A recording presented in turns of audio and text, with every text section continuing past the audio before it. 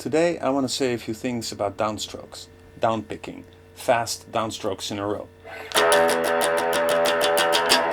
as opposed to alternate picking up-down, which sounds not as cool.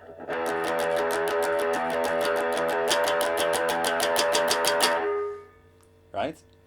But it's important to do it at an even tempo and an even volume, because you're giving the groove. This is what people will dance to or will mosh to, enjoy themselves to. So it's important to play your quarter notes in the place where they need to be, because those are the most important notes, of course.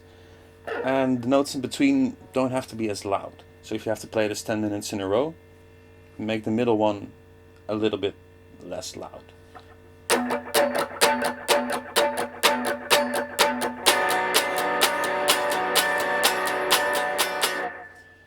That's Reptilia by the Strokes. We can turn the beat on.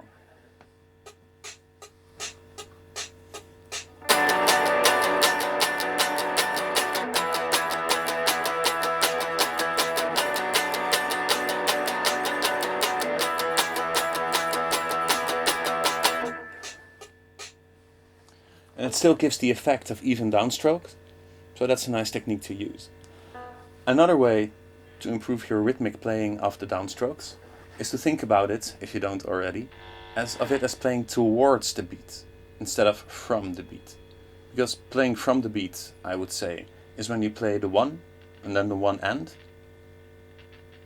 playing towards the beat is when you think of it as first playing the four and then playing the one. And then play the next block, and then play the next block. Because the quarter notes, they are in your groove, that's what you're dancing to. And it's much more natural to play towards the place you're dancing to than from it. You see my point? Try it yourself and see if it feels better, right? We'll also talk about Warsaw, by the band that was to become Joy Division, because it's a little bit faster, and there's a little trick in there. Because the third note is a small power chord. And you have to, after playing it, get back there in time to play the next E string. And to make sure you're back in time, you have to count twice as fast as you're playing. So if you're playing 8 notes, count the 16th notes, as if you're playing.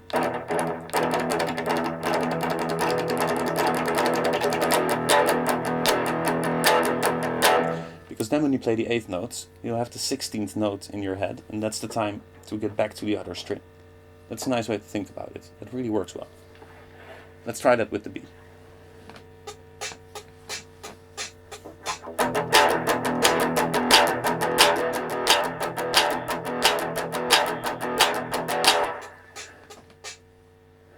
That works really well. Although live, they do play it a little bit faster than that.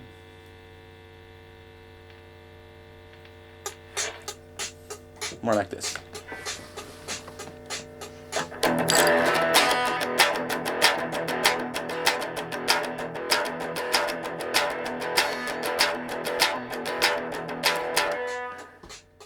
Well, as you can see, you don't even really need a pick.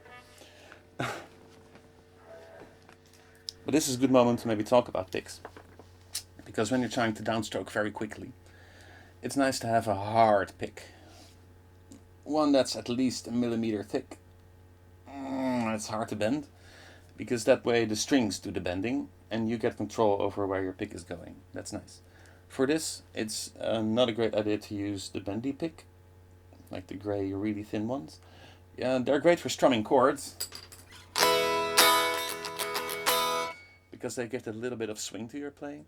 But for lead solo playing, I would say go with the rigid, thick picks. That's probably best.